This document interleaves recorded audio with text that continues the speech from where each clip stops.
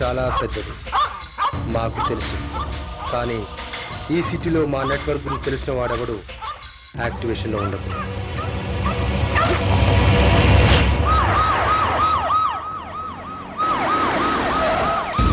Phone చేసింది నేనే sir. మీరెవరు? ఈ అపార్ట్మెంట్ కి ప్రెసిడెంట్. దొంగతనం జరిగింది 9th ఫ్లోర్ లో.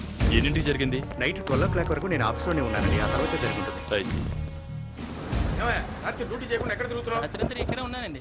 ఎప్పుడు వచ్చారంటే నాకు తెలియదండి. వాచ్మెన్ నిద్రపోతున్నావా? పోలీసులు ఇక్కడికి ఎందుకు వచ్చారు? మీ పక్క ఫ్లాట్ లో దొంగలు పడ్డారు. 4 రోజులుగా ఓనర్స్ ఊళ్ళో లేరండి. ఈ ఫ్లాట్ లోనే. పదండి. రండి. ఏమేవ్, మన పక్క ఫ్లాట్ లో దొంగలు పడ్డారంట. మన ఫ్లాట్ పరిస్థితి ఏంటో ఏమో. నేను వెళ్తున్నాను, నువ్వు లగేజ్ తీసుకునిరా.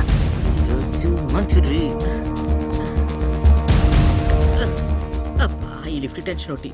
సామానంతా లిఫ్ట్ చేస్తారేంటో.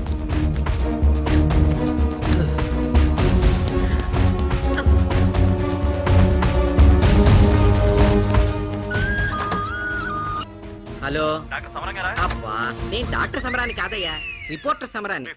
అవును కరెక్టే, మా అపార్ట్మెంట్స్ లోనే దొంగలు పడ్డారు, కానీ మా ఫ్లాట్ లో కాదు.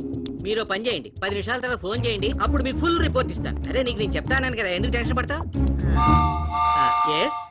ఏం కావాలి మీకు? మాకేమొద్దు, మరి ఈ ఏరియాలో దొంగలు ఎక్కువ పడుతున్నారని చెప్దామని వచ్చాం. తలుపులు వేసుకోండి. అలాగే, థ్యాంక్స్. ఇంతకీ మీరెవరు? పోలీస్. ఓ అలాగా. ఎక్స్క్యూజ్ మీ, మతిమరుపు క్యాండిడేట్ మీ ఆయననా? అవును బాబు, మా ఆయనకి మతిమరుపున్న విషయం నీకెలా తెలుసు? సేల్స్ మెన్ ఆయన నన్ను పట్టుకొని పోలీస్ అన్నాడండి. అన్నాడు, ఇంకా నయ్యం నిన్ను పోలీస్ అన్నాడు.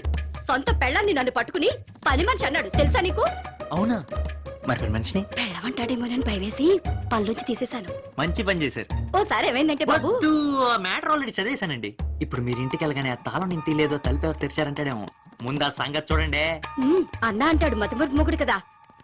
తాళం, తలుపు, తలుపు, తాళం. మీరేంటండి ఇంకా ఇక్కడే నుంచున్నారు? అది కాదే, ఇంటి తాళం నా చేతుల్లోనే ఉంది, మరి ఈ తలుపు ఎవరు తెరిచారా అని ఆలోచిస్తున్నాను. అన్నారు, మీరు ఈ మాట అంటారని ఆ అబ్బాయి అప్పుడే చెప్పాడు. ఏ అబ్బాయి? ఆ సేల్స్ మ్యాన్ అబ్బాయి.